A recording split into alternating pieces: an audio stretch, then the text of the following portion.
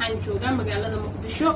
waxaan soo dhaweynayaa oo ku faraxsanahay TV channelka Shabeellaha Hoose waxaan leeyahay hambalyo insha Allah mar dhow ayuu hawada soo gali doonaa TV-gaas ayaan u hambalyeynaya waxaan leeyahay in dadka sameyn doona TV-gaas ama hawada soo galin doona waxaan leeyahay horumar wacan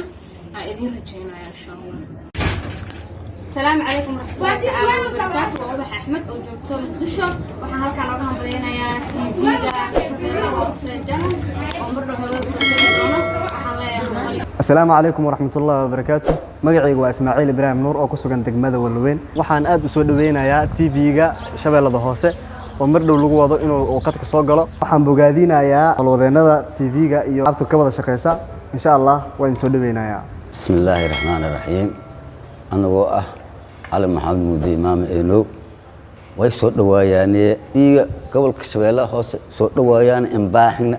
آدي هذا إنك باهنا ماذا دافت كترسنا آدي هذا كين إنباهنا إنه نشيمه وميل كستبو أني تي في يلا أننا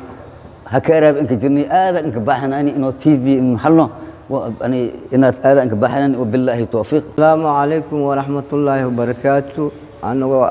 حسين محمد نور ويسود دوايانا